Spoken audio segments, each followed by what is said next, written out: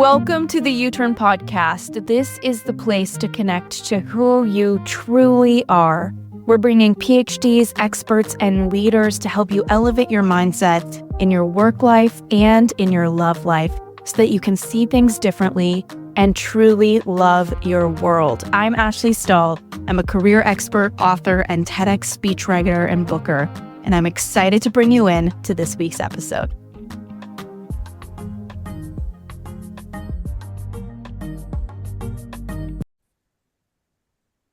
All right, U-Turn friends, you know that I bring the best and the brightest of the friends that I meet, the people I come across, and Terry Cole is an OG on this show. This is definitely not her first episode here. I've been on her show. Gosh, she's so brilliant. I'm so excited for this episode for you. She's a licensed psychotherapist, if you don't remember, and she is a relationship empowerment expert. She's the author of a book you've probably heard of called Boundary Boss. And now she has a new book coming out October 15th, 2024. It's called Too Much, A Guide to Breaking the Cycle of High Functioning Codependency. She coined that term. It couldn't be more valuable to really look at this idea of being an HFC, a high functioning codependent. Like, what does that really mean? And if you're hearing me now and you're just kind of getting started being like, what does that mean? Like, I don't know. I think about my codependent friends as ones that kind of contort themselves to accommodate other people or prevent other people from feeling uncomfortable. Maybe it's people pleasers. So we're going to get into that with Terry. And for over 2 decades, she's worked with all sorts of different clients, everybody from stay-at-home moms to celebrities, Fortune 500 CEOs. Really, she has such a gift for making complicated, psychological concepts so understandable. And she inspires over 1 million people every single week through her blog, her social media, her courses, and obviously her podcast, The Terry Cole Show, which I've been getting text messages from friends lately like, have you heard this? This is so good. I'm like, that's my girl, Terry. So thank you, Terry, for being back. Ash, thanks for having me. I appreciate a hype girl moment. Thank you. Gosh, I just value who you are so much. And I've come across so many people lately, Terry, because this new book is coming out for you, that it's like everybody just loves you. You're so loved. You really are. And I don't say that lightly because I know I'm a nice person, but I'm an honest person. And I will hear people in my circle say, oh, this person's great, except this thing. Like, they're honest with me. And with you, it's just like a 10 out of 10 clean record. Everybody feels like the friendship you provide, the value you provide, the generosity of your spirit, and the impact of your work. And so I'm just loving you right now and hoping everybody stays listening because there's so much here. You've done so many things, Terry. Like, why this book now? Like, why? Well, it kind of was a natural offshoot of Boundary Boss. So in Boundary Boss, I talk about high functioning codependency, but there's only one chapter where it's in there. And I had tons of people reach into me after being like, we need more on this. And so I did a course on codependency and really just went into the trenches to be like, okay, what is this? And it was to me, it was the next obvious thing that people needed. Mm. Mm. And I know a lot of people, like, I was kind of like entering in with a definition for myself of codependency. What would you say is your official one, especially with high functioning codependency? Well, we'll start with codependency, which I say is when you are overly invested in the feeling states, the outcomes, the situations, the circumstances, the relationships, the finances, the careers of the people in your life to the detriment of your own internal peace. So where the high functioning piece comes in, the irony with high functioning codependency is that the more capable you are, the less codependency looks like codependency, but it's still codependency.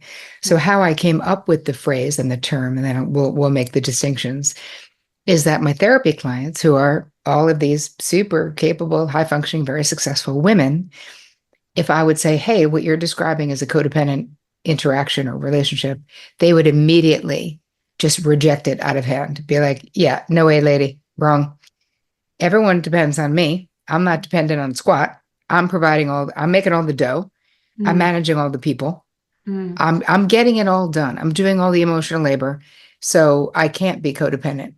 And I realized that they were stuck on the Melody Beatty, codependent no more. You've got to be enabling an alcoholic definition of codependency.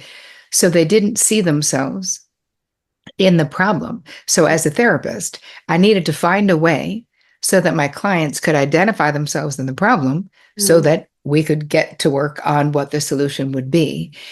And then I started looking and really, listen, obviously, you teach what you most need to learn, sister. This is how it is in life. yeah. So this was my own flavor Mhm. of codependency, was high functioning codependency. There was no name for it. Mhm. I didn't identify with the traditional in my 20s Mhm. definition either, even though I was in recovery, but I just didn't. I was like, I'm not involved with addicts, so that can't be it. Mhm. But what I ended up seeing was there was all these similarities where when you're a high functioning codependent, a lot of times you're not just codependent with the people in your life, you're sort of codependent with the greater world as well. It's Mhm. feeling overly responsible Mhm. for things and for people. And I actually opened the book in the introduction where I'm talking about I was coming back from going to my therapist in Long Island when I was living in Manhattan for many years. And I see this kid on the train and he's like, looks about 19. He's sitting down the platform. It's 10:30 at night on like a Tuesday. And he's Mhm. holding a little blanket. And I'm like, my helper radar pinging immediately, being like, what the hell is this kid doing out so late? Where are you going, buddy? So I start chatting him up on the train. And, his name was Billy and he was from Indiana and he was hired to drive a car back to Indiana. And then they canceled it. I go, so where are you going? He's like, I'm just going to go sleep in the station. I was like, what station? And he said, Penn Station. I was like, no, you're not. Have you been there, Billy? It's dangerous as hell. You'll definitely get mugged. You can't go there. He goes, well, I don't know anyone in New York. And I was like, yeah, you do. You know me. And so I brought Billy home to my studio apartment with my female roommate without even calling her to see if it was okay with her. That's what I'm talking about, that I couldn't bear the thought that this kid who had no experience in New York, and funny, he's a kid. He was 19. I was probably all of 22, Mhm. but I did live and work in the city and I thought that I could help. That is kind of codependent because I was being overly responsible. I Mhm. mean, I could have given him $10 if he needed money. I could have said, hey, man, I would not stay in the station if I were you. There's a youth hostel. There's a million other things I could have done that would have been more appropriate and safer, Mhm. but I couldn't because one of the mantras of being an HFC is I got it or it has to be me. Mhm. You know what I mean? We don't think that other people got it. We literally only think that we got it. Yeah, it's interesting. Like, what do you think has happened? And I don't mean this in an insulting way for anybody, but like, what do you think happens in our upbringings that might contribute to creating this? Because it's interesting. Like, some people make jokes about me. They're like, you came out of the womb confident, and I'm pretty decent with Hmm. boundaries, but I definitely have my people pleaser codependency stuff that Yep. sneaks in. It really sneaks in. And it's interesting because it's kind of domain specific sometimes, right? Like, Yep. Yep. maybe you're not just a high functioning codependent everywhere sometimes. Like maybe it's just in your love life that you're the people Yep. pleaser. Everywhere else, you're like boundary boss, right? Yep. So how do we navigate and get clear on what that really looks like, where it comes from? Well, childhood for sure. I mean, Yeah. listen, most of us were raised and praised for being self-abandoning codependent. It's like Yeah. that's a fact. The Yeah. more self-sacrificing, the more feminine. Be compliant. Hmm. Really, can you just, where's my happy girl? That's what I want to know. And if you don't have anything nice to say, don't say anything at all, please.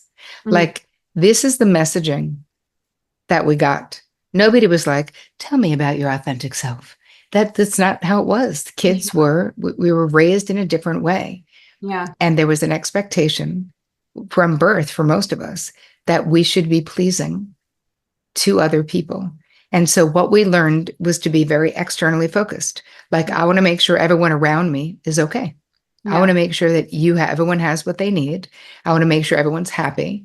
And it goes from your parents to your teachers, to your coaches, to your boyfriends, to your partners. Like, it just happens where we're very dialed in to other people and how they feel. If you're an HFC, you are like, you have a stadium of data Hmm. in your brain Hmm. about other people, their likes, their dislikes, their political affiliations, the food they're allergic to. I mean, literally.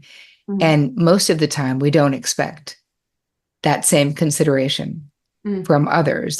When you're an HFC, there's a lot of one way giving. Yeah. And a lot of times we're the initiators of Yeah. that. So it's not like, oh, we're being abused. It's that we are, Creating it. think about codependency. It is Yeah. an overt or covert bid to control other people's outcomes. Mm-hmm.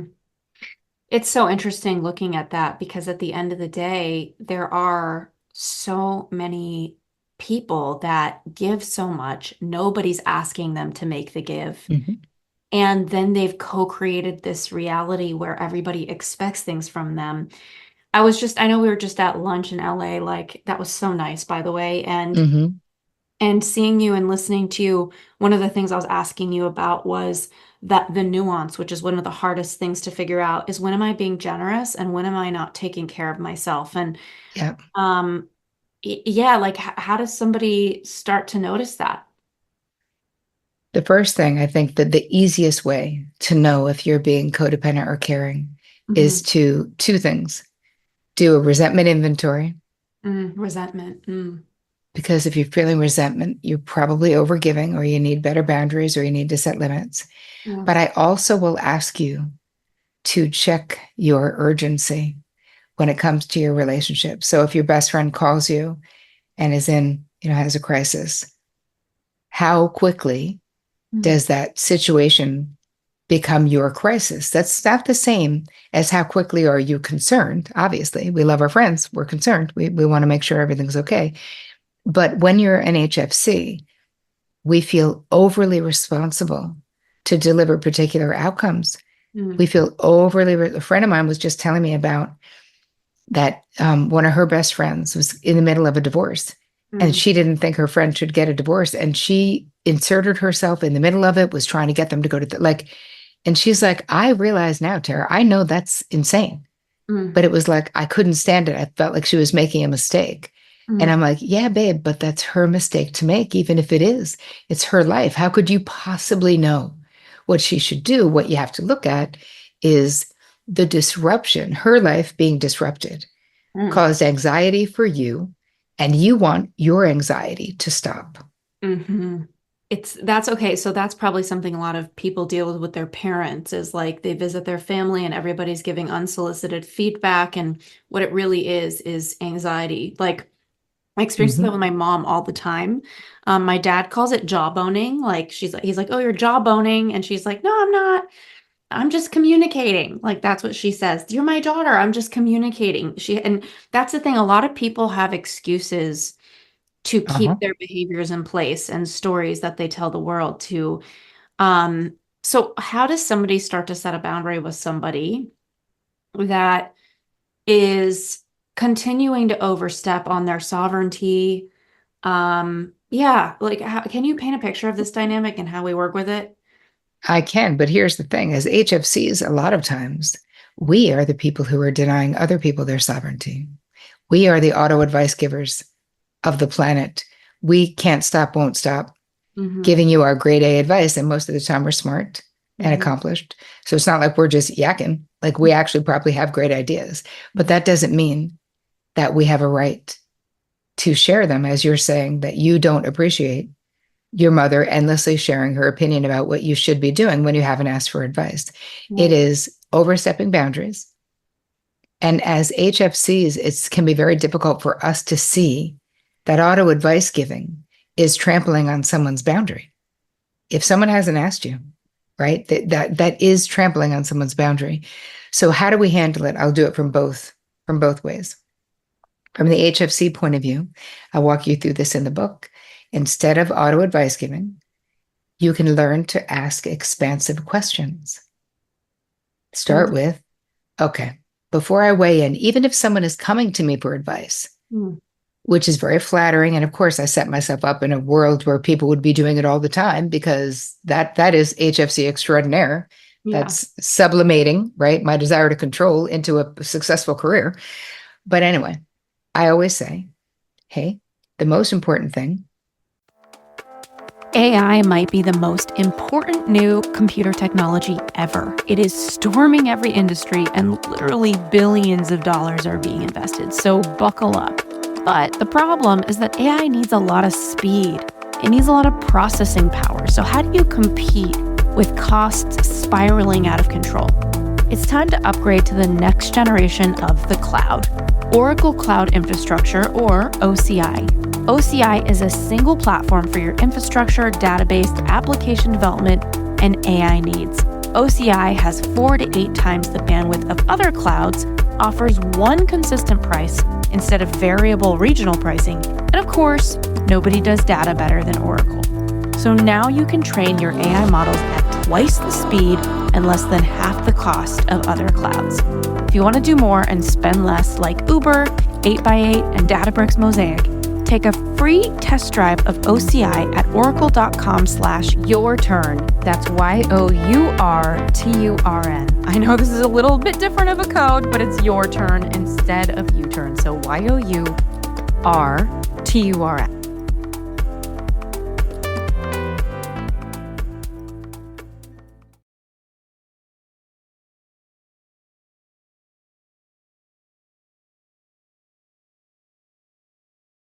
Is what you think.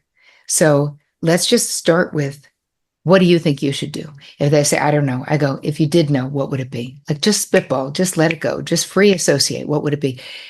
We can be in the trenches with our people. If they're struggling, if they're in pain, it is way more loving to be like, I'm here, even if you're confused, even if you're upset. I love you. You can ask a question. How can I best support you right now? That would be better than trying to tell someone what they should do or what amazing thing worked for you. So you think they should go to your knee doctor. Like, all of that, when we really get it, that it's for us. When we auto advice give, it's for us. That person having a problem is giving us anxiety. We want to fix that problem so our anxiety will stop. So it doesn't mean that maybe your heart is in the right place too. I thought my whole thing was just love. Like, I thought that's what love was. Like, I had no idea. So when you're from the point of view of the HFC, we can learn to ask expansive questions. When you're on the receiving end of another HFC trying to auto advice give you, what I did with my own mother is I kept pointing out, saying, hey, Mom, I'm not looking for input right now. I would love it if you could just compassionately listen. And then it got to the point where she couldn't stop giving advice. And I said to her, listen, I've asked you multiple times to stop giving me advice because I'm not open for that. I'm not interested in that. And if you don't stop, I just won't talk to you about these things, Mom, because it's so frustrating. And I feel so like it's falling on deaf ears. And she was like, okay, all right. Well, so I mean, she got better. And sometimes I remind her, and now she's 87, turning 88. So I just let her do whatever the fuck she wants, but because as well I should. But for years, I was able to have a much better relationship, a happier, healthier relationship with her by continuing to put up the boundary. And she'd get frustrated and she'd be like, well, obviously you want to be exhausted because you still choose to live this way. So I don't know. Like, she'd get pissed that I'm not doing what she thinks I should be doing. That's okay. I don't care. I do not want your advice. And I don't let anybody, I don't take unasked for advice from pretty much anybody. What If do you I'm say? not looking, I What say, do you hey, one sec. I'll say one sec. And I'll say, what I would love right now, if you could just listen with compassion, that's really what I need. I'm not looking for solutions. I'm going to figure this out like I do everything else. But right now I'm in pain and it really matters to me that you just be with me with where I am. Interesting. Do you know, I had a partner, we used to ask each other, do you want comfort or solutions? Right when they started, they would come, I think, and even Neil and I together, we do that now. I'm like, do you want comfort or solutions? I love it. I love listening to you and I love like reminding everybody of this information because maybe some people know some of it deep down and some of them don't, and they're in so much autopilot with it. But one of the things that I have always really struggled with is in romantic partnerships, because now you're forming interdependence, right? Like a lot of my friends who are getting married, those topics of money, love, family, those all pop up. And we move out of a world where a crisis is just your problem. And we move into a world where like you're a unit, you share a home, you share your finances, whatever. So for somebody who's listening right now and they're like, I'm over giving to my partner or I'm whatever. How can we start to help people see that nuance of when you are being interdependent and you can have expectations, or do you need to form some agreements? Like, just because for me, me and my partner, we talk about life together and making that decision if we're going to fully merge and get married. And it's like, it feels dicey to figure out, like, if I want to have a kid, can I rely on you financially? Should I? Like, what does it Hmm. really mean to be empowered and not Hmm. codependent? So yeah, for anybody wondering about that. I think that we have to start with where you are, right? Wherever anyone is, that's the perfect place to start. So I think you have to look at, where are you doing things for your partner that they can and should be doing for themselves or for children, right? Where are you overfunctioning? Because one of the hallmarks of being an HFC is overgiving, overdoing, overfunctioning, even overfeeling Mhm. everyone else's stuff. So how we can identify those things is you could do a quick resentment inventory, Mm, because usually where we're feeling a little resentment or tender about something, that means something is out of balance, something is out of mm, whack. So maybe you're overgiving, maybe you need to, there needs to be some limits set mm, somewhere, or maybe there needs to be more equitable distribution of domestic labor or whatever it is. You really have to look at, what am I doing? What is my partner doing? How do I feel about this? Do I feel like it's fair? mm, Are we in the same way? And even if one partner has decided to stay home with children, let's say, there still needs to be an equitable distribution, because you can't be the default parent 24/7, which happens all the time with women in particular, mm. where, and they are if anyone else is going out and going to the gym and has no idea where their kids are, then you're not the default parent, because the default parent has to always know Yeah. where the kids are and when they're getting picked up and who's picking them up and what's happening. So I think that we start with, right now, no matter how young or old the relationship is, and whoever you're relating to, because this could be a romantic relationship and this could be familial. It could be with your siblings around aging parents. Like, there's all types of situations where you might be the designated, hero child, let's say, the one who's expected to do more because that's your role in the family system. And maybe you don't want to. And Hmm. so you need to really look at, what is the expectations that are put on you, but where are you feeling resentful? Mm, Because that will become a GPS for what parts of your relationship need your attention. mm. Okay, so I know that the giving autopilot that people get in is often not even noticed. And it's such a fine line of figuring out which relationships, I don't want to use the word equitable because it feels so tit for tat, but which ones do you feel like you're putting in and you're getting back and there's that clean circle? Um, you talked about resentment, and I think that's such a cool reference point of like, where do you have resentment? Because that's pointing you to where you're overextended. Mhm. And just from a communication perspective, how does somebody start to change their relationships if they look at it and say, like, hey, this is actually a relationship built on a horrible time for me, and I had no idea. Which I think Mhm. a lot of people don't even notice. It's just their friends, it's just who they connect to, and they don't realize. How do Right. people start to change that dynamic? Because I imagine doing a State of the Union and being like, hey, I just realized this relationship is built on a horrible time for me. It's like not going to be. So maybe Mhm. there's some nuance to how people can course correct a relationship, especially because maybe the other person doesn't even need all the stuff that they're overgiving. They didn't even ask for it. Right.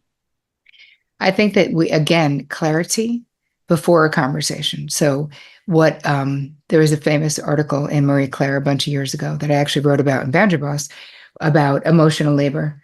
And it was a woman who, um, she and her husband both were professionals. They both were engineers.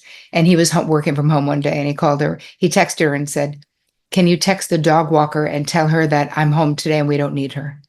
Mm. And she had this whole epiphany of like, why am I like the producer of life? Why am I the only person who has the dog walker's phone number? Why, Yeah. why am I always the friggin' designated point person for everything? And Hmm. then she had this thought, and she was like, you know what? We both work. I guess they didn't have kids yet. And she said, I really want to see, like, how equitable is it? Speaking of equitable, she went home and she took a whiteboard and she wrote down all the billions of things that she's responsible for, remembering family birthdays, end of the year teacher presents, where the kids are sleeping out, doctor's appointments, dentist appointments, blah, blah, all the things, shopping, cooking, whatever. And then she basically made a list of what her husband did. And her list was really friggin' long, and his list was a lot less long. And when he came home, she said, I actually want to renegotiate Our what we're relationship. doing because I realized today that the fact that you don't have and it's a combination because, like you said, when you're in HFC, a lot of times we're doing things, we just take it over. Yeah. No one's asked us to. We just do it, because either we're perfectionists and we want it done a particular way or in a particular time frame, and we don't think they'll do it in the right way or in the time frame.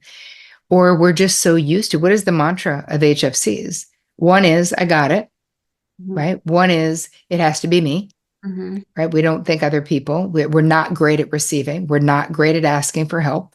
If you're really an active HFC, it's like your least favorite thing because it makes you vulnerable in a way that doesn't feel good.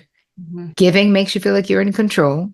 Receiving makes you feel like you're on the hook for something, or you're responsible for something, or you owe someone.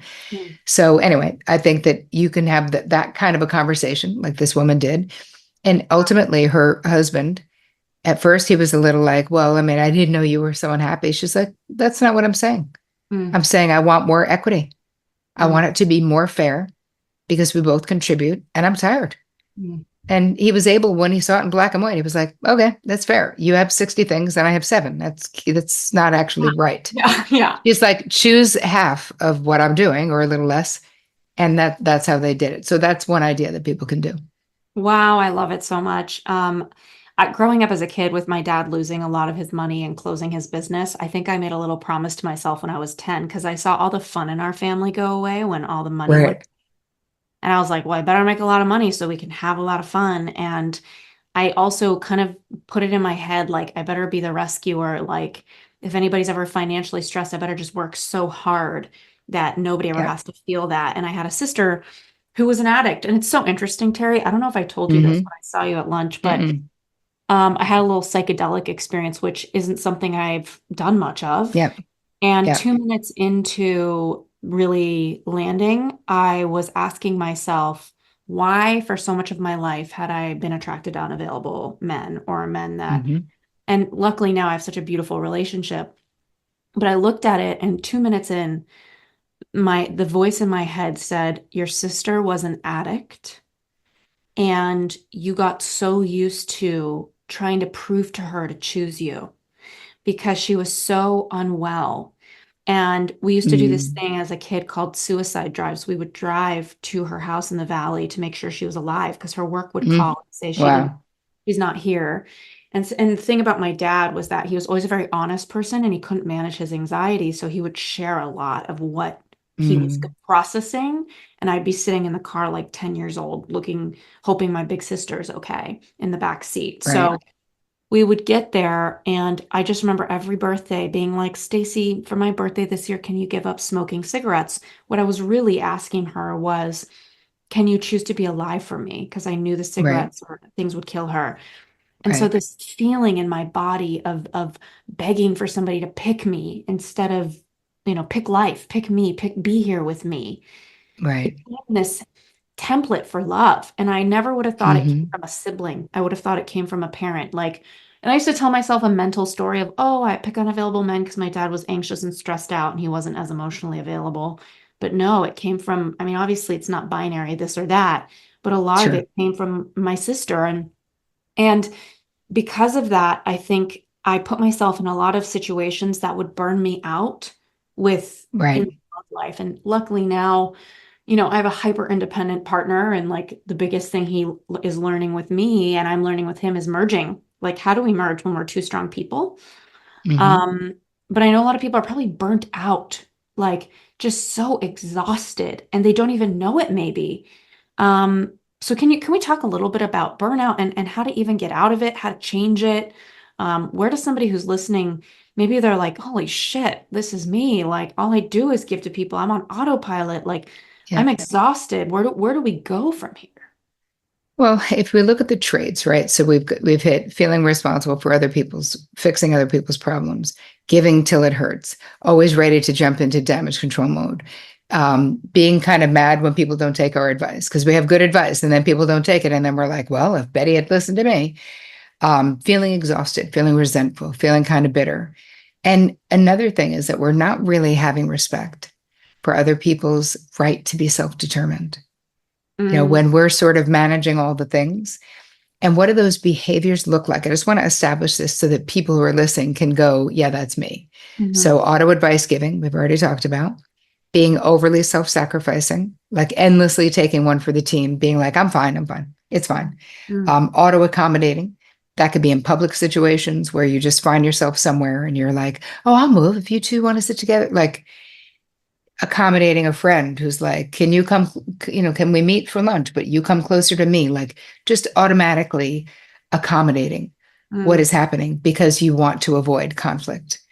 We also have anticipatory planning where you're going to be with someone and maybe you're trying to manipulate everything ahead of time, especially if they're a difficult person, where you're like, oh, Uncle Bob is coming to the Christmas party. He hates Uncle Jimmy, though. I got to make sure they don't sit together. I got to make sure that I have the booze that both of them like. Rather than telling the truth and just telling Uncle Bob he can either behave and he can be invited to the party, or if he's going to act like an idiot, he can't come. We twist ourselves up into a pretzel. Yeah. To try to make sure that there's not a problem or a conflict. Overfunctioning, right? And now we create the overfunctioning and underfunctioning dynamics that create so much resentment. And ultimately, a shit ton of self-abandonment is what is happening. So anybody listening, you're like, is that you? Do you feel identified with any of that? Because if so, you're an HFC. And what is the cost to that burnout? As this is bringing us back around to what Ash was just talking about. Health issues, autoimmune disorders, TMJ, insomnia, migraines, burnout. I also see that people live what I call life light, where you're not fully present because you're so much in your head and you're so much thinking and you're so much wanting to make sure there's not going to be problems, that life it's half as juicy, half as impactful, half as joyful as it should be, because we're so busy sort of like checking boxes and making sure everyone else is okay.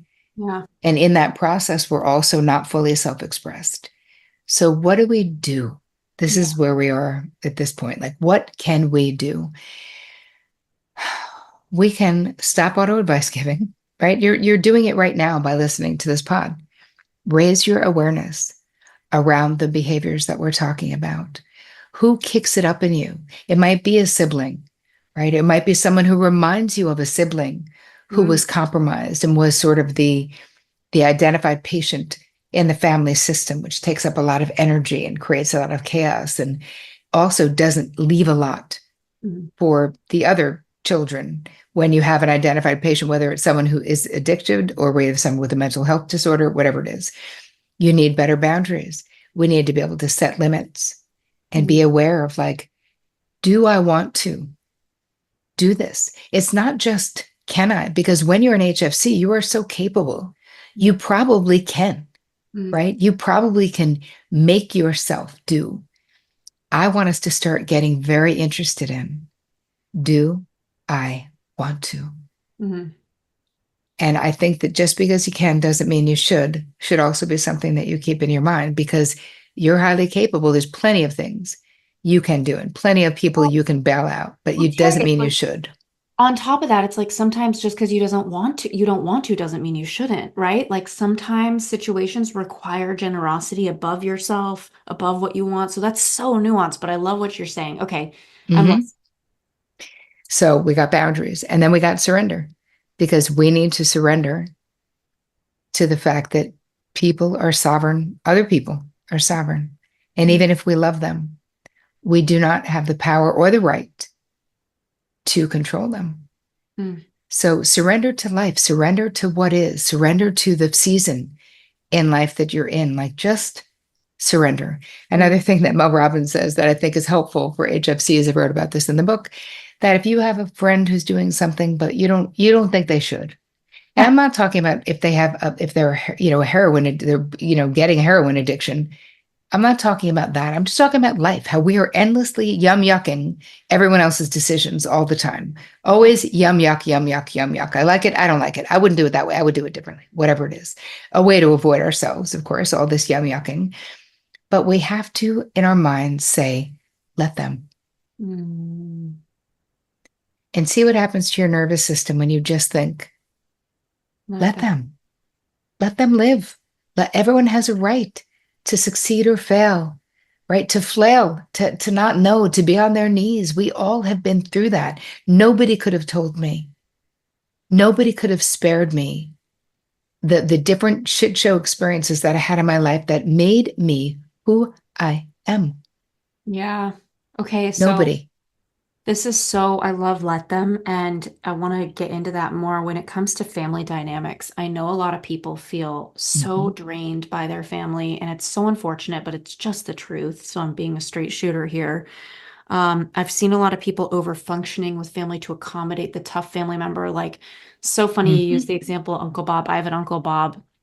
And my sister, she always had like very pale complexion, who she ended up passing away from her addiction later in life. But Mhm.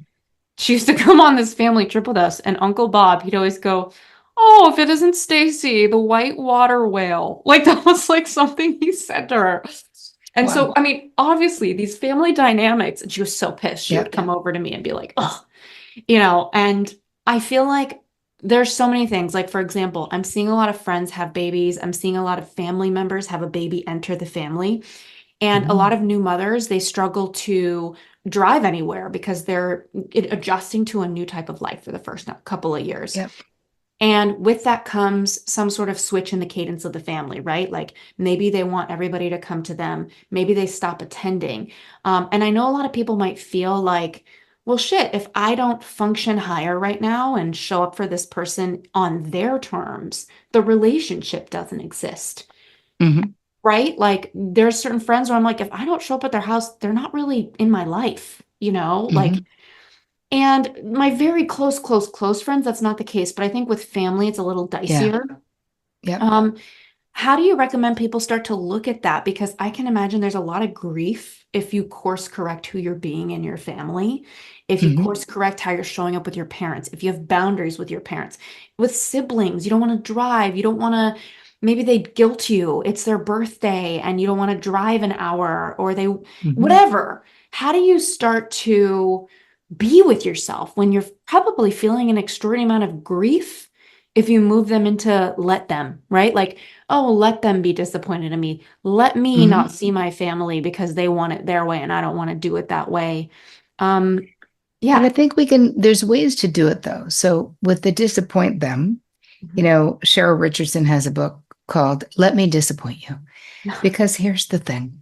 If we are going to not be codependent, if we are going to be sovereign ourselves, if we are going to prioritize what we think, how we feel, and what we want, we have to accept the mantra that other people will be disappointed at times. Mm, And so will we at times. And disappointment doesn't kill anybody and should not blow up a relationship, mm, right? And I think that there's almost fear in the assumption that, if I don't do it their way, we don't have a relationship. I have the same friends I've had since 1972. mm. Literally, you weren't even a twinkle in anybody's eye. Um, Yeah. and those friendships, and we're all going away. We all turned 60 this year. We're all going on a trip together. Like the same people. When they had little kids, and I didn't because I had a career, and then I married my children years later. They were in a certain cycle of life. I saw them, but not nearly as much as I had before because I wasn't in that cycle of life. Right. So if we saw each other even then, like twice a year, that was a lot. And we Mhm. still talked every once in a while, but there were years that we were less close.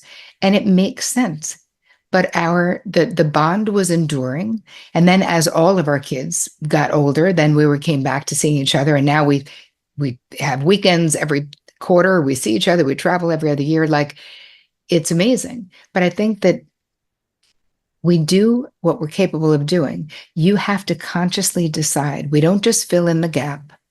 because someone else has stepped back. Because if we do that, your life is just as important as your friends who have little babies, right? You have a baby that's called your business. I have a baby that's called my book. Like, these are real things that most people in life are not going to do in the way that we're doing. So I feel like it has to be, you got to value what you're doing too. When my friends or my children have little kids, I'm absolutely willing to do more of the traveling. Whoever has the littlest kid, then that's where we go, right? Like for the holidays or whatever, because it's hard. Yeah. But again, that's not forever. And so I think that we want to have enough flexibility that relationships can change, and we have to learn the language of boundaries. And if your friend or your sister says, I really want you to come to this birthday party, as you were saying, but you really don't want to, it's okay to say, hey, I love you. I'd love to take you to lunch on Saturday. I'm exhausted. I just cannot drive 2 hours tonight. I just don't think it's even safe. I just can't. I'm exhausted. So I'm sorry. I know you're disappointed. And please let me make it up to you and let's go out on Saturday. Like, this is the language of telling the truth, where we have to choose ourselves at different points. And you will still, even when you're in recovery from being an HFC, you will still compromise in your relationships, because that's what relationships require us to do if they're going to be good. But it can't be self-abandonment. And we have to look at the distinction between compromise and self-abandonment. They are not the same things. Okay, I know you have a phrase in your book and it's called living life light. And I love anything about light, like LIGHT, LIT, like all of it feels good. So, can we explain to everybody before we go soon, like, what does that really mean? Well, part of the living life light is that when we are actively HFC, we live so much in our brains. We live so much we're thinking so much that we are not as present in life as we would like to be. And so our experience is about half as juicy, about half as impactful, about half as interesting as it would be if we could put down all of this hypervigilance around other people's feelings and things and situations and what they're doing, and focus on the person in front of us and focus on where we are. So really, in this case, we kind of want to avoid life light because we really want the full fat life, so to speak, you know? It's been so wonderful to just hear this. And I've heard it, some of it from you before, some of it's like new for me. Obviously, I'm in your book right now and I'm like really enjoying myself. What have I not asked you about codependency that we want to make sure everybody knows before we go? Sure. I think one of the biggest questions I get asked is, how can I tell if I'm codependent or caring? And I think that the real question is, how can we tell if we're codependent, caring, or controlling? Because control is a huge part of being an HFC, this desire, this illusion of control, this desire for control. So my answer to that question is, if you check your urgency and you're not losing it about whatever this person is doing, and their problem hasn't become your problem, but you are compassionately interested in being a part of their solution, that's caring. If your urgency says, this is now my problem to fix, that's codependency. And if you can't stop telling them what to do, that's controlling. So what we really want is that place in the middle between, where we can be loving, we can be a compassionate listener, we can ask expansive questions, and we can really learn to stay on our own side of the street. And your relationships will be so much better for it. And you will be so much more deeply known in your life, because when we're controlling everything, people do not know us. They really don't. We know them, but they don't know us. Yeah. Yeah. Thank you so much, Terry, for coming back on. And where can everybody go? I know your book's going to be everywhere books are sold, October 15th, 2024. Guys, talk about unsolicited advice giving. I want to hand this book to some people, but that is the exact problem, but not really. Maybe I'll just leave it on their thing, on their nightstand. Exactly. Terry, where is there some sort of special bonus situation you have going on? Cool. There is actually. So you guys can go to terrycole.com/HFC for High Functioning Codependent. And I'm giving you an HFC toolkit. So if you're unsure where to start besides buying my book, oh, please do. But this will also help you figure out how to slow it down a little bit. I give you two lessons and also some meditations and some PDFs and some ideas of how to get started. Thank you so much again for coming on. Thank you so much for having me, my friend.